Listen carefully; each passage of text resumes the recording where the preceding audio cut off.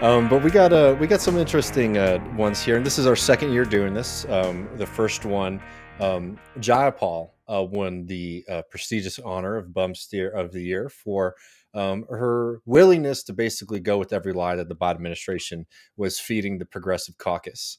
And we'll have more on her in a second. But just remembering the illustrious company that folks will be entering by winning this award.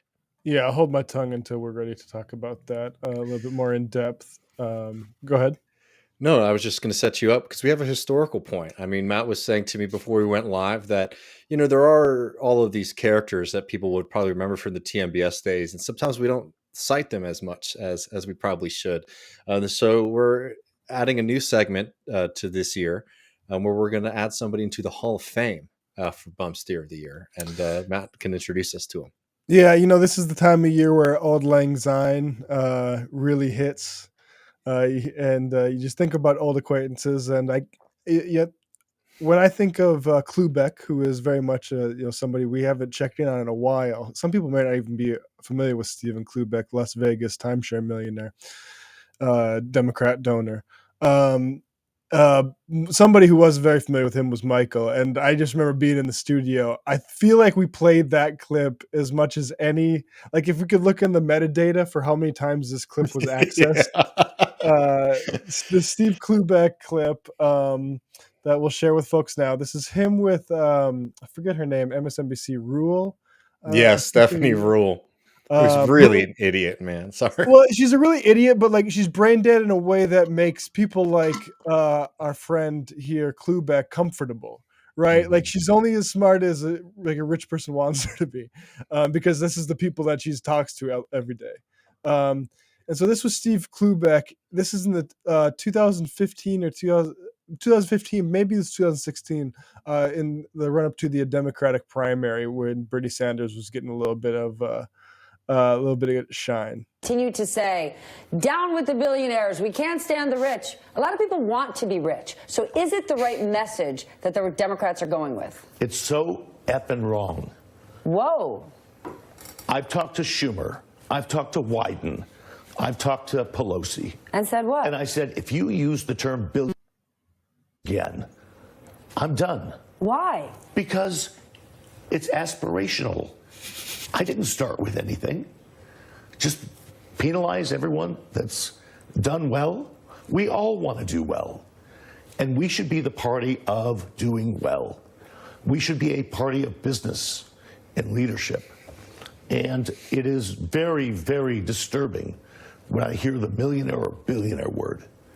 And I've told them to stop it, knock it off. Because everyone wants to do really well. And this is the world of aspirations. Then are you worried that the Democratic Party is going too far to the left? So much so, it drives me nuts. So much so, it would make me quit the party. And I've made it very clear, I'll cut your money off.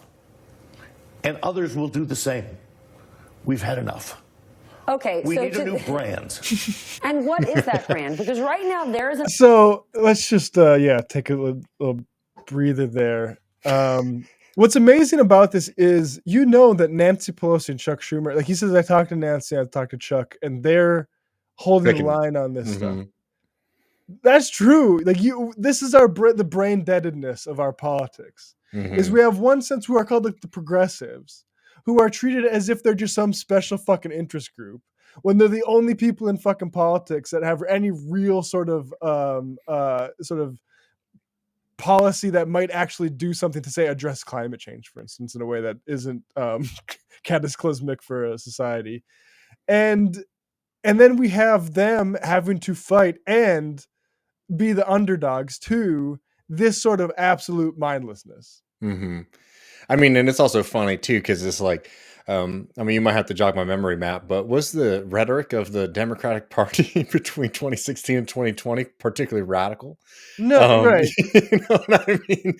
Like the amount of like rhetoric that it takes to get these guys mad, let alone policy, is so minuscule compared to all the gifts that they've been given from the Democrats in government, and certainly from the Republicans as well. Yeah. That like just the rhetoric of mentioning the fact that like there are people in this country who are doing very well compared to the rest of y'all, was enough to send this guy into a on-air conniption. And this is an elite messaging problem because like this sort of thing on MSNBC, well, frankly, they shouldn't have done it. They should have done this on CNBC, where you just have like basically people with, big bank accounts watching and nobody else. But like this, what was even Rule expecting out of him saying, I've said, we'll stop the money if you don't stop saying billionaires? Like, that's not something you can say in public, even to a channel like Fox Business or CNBC, which again, like only goes to like wealth managers. Anyway, let's go a little bit more to Klubek. Is that brand? Because right now there is an opportunity. If Democrats lose, for example, in the state of Virginia, if that isn't a wake-up call that the Democratic leadership needs to get together and say, we've got to find a middle ground. Because if the Democrats continue to go far to the left, you've got that whole group in the center that aren't going to go the way of Elizabeth Warren or Bernie Sanders. And then you're going to fracture the party even more. It's fractured. It's broken. We need a new brand. It needs to be simple. Keep it simple. Tax reform, keep it simple. Infrastructure, no bumps in the road.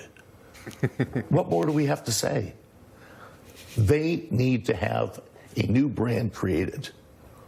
Is the Democratic Party in worse shape than Republicans? They're both insane. But at the end of the Yeah. So, that's the beautiful mind of Klubek. And you're right, we did. I think we even had that as a sound drop for a little while. We had Keep it simple, stupid, no bumps in the road. We had a few of those, but honestly, there was a few others that would have been just great. My favorite was "Stop It, Knock It Off." Now, I woke up this morning like just thinking of who are we going to feature today. And Klubek came to mind. We need to have start this Hall of Fame. And Klubek, first ballot, absolutely. I had no idea what Klubek had been up to since. But let me share this Inside Edition story to update y'all. With more than $1 million in gifts. He did buy me a lot of gifts every time that, he would want to take me to Chanel or anything. He would spend over $100,000 at a single time. Mm-hmm. When 26-year-old Stephanie Grzansky met 59-year-old Stephen Cloobeck, she considered him quite a catch, despite their age difference. Klubek is worth an estimated $100 million, a fortune he made in the timeshare industry. I'm Stephen J. Klubek. Wait, could you pause it really quick, Matt? Yep, of course. So that's why he's pissed about the billionaire word, because it's aspirational, right? Yes, for him. Yeah, for him. He's like, don't fuck this up. He's not even there yet. Yeah. He's looking at his taxes like, God damn it, it's never gonna happen for me. There's this funny thing on YKS where they're talking about like Catholics and like, do Catholic guys? Your Kickstarter Sucks podcast for people who don't know, but like, do Catholics want to be the Pope?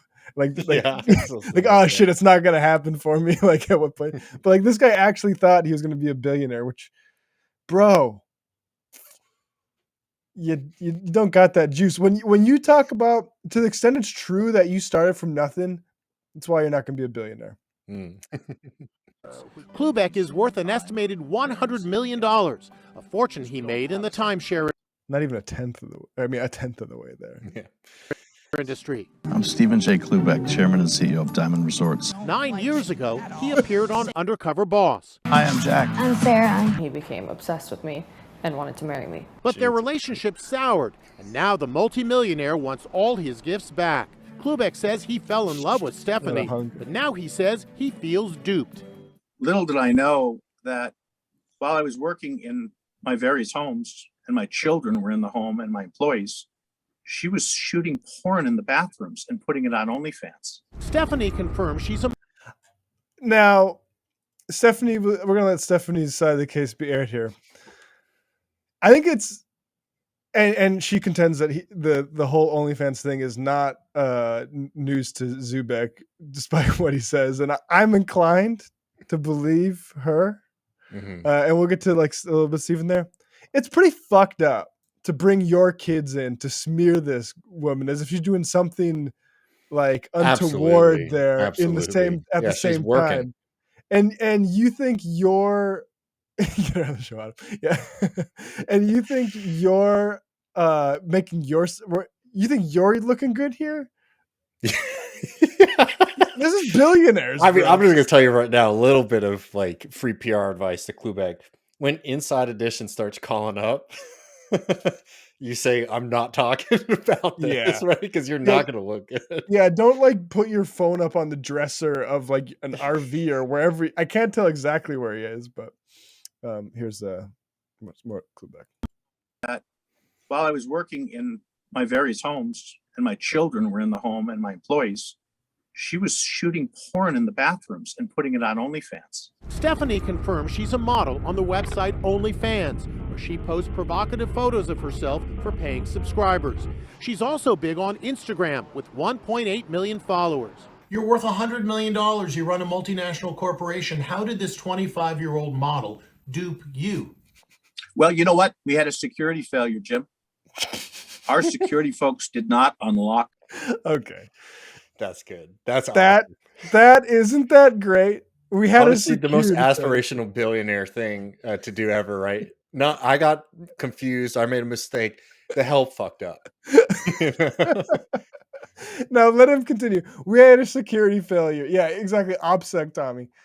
We had a security failure. National corporation. How did this 25-year-old model dupe you? Well, you know what? We had a security failure, Jim. Our security folks did not unlock the pages on OnlyFans. We made a mistake. We saw the content that was extremely pornographic, which showed my assets used as backdrops. Assets like his mansion and his jet. But Stephanie claims her boyfriend knew everything about her from the beginning. He used to call up his friends and say, hey, Steph's outside taking photos. You know, I was taking a photo on a horse and I was naked, and he called up his neighbor to come in. Now, like, what is... How can he act naive, bro? The fucking Black Beauty is out there, and your girlfriend's butt naked on her back.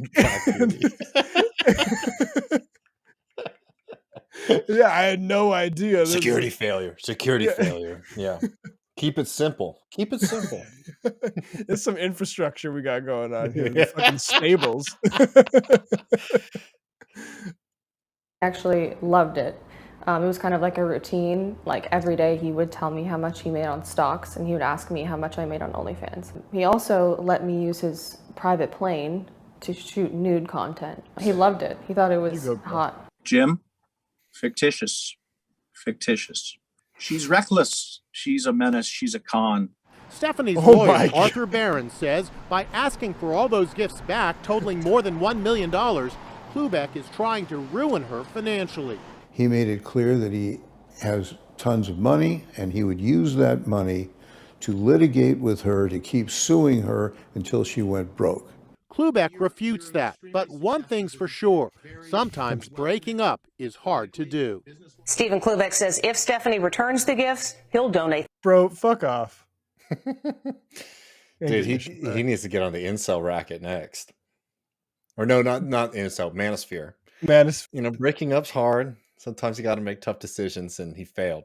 Bro, he's not even like. If I'm Elon Musk, I mean, we don't. I do.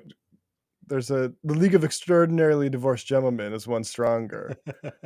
Klubek, honestly, with Bolsonaro going to Mar-a-Lago, which we're going to talk about in a little bit.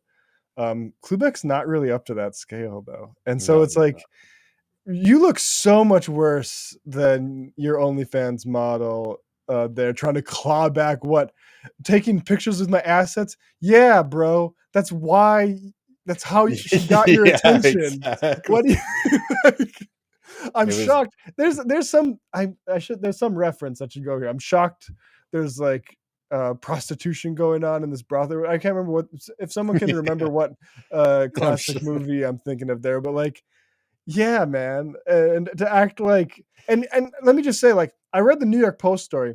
Fucked up. This guy like texts her shit like you're a wicked whore and I'm your worst nightmare and stuff like that. Like, he's a fucking psycho, and you know, good luck to her. and you know, congrats on you know, making this dumb asshole spill Hall of out for Fame. a while.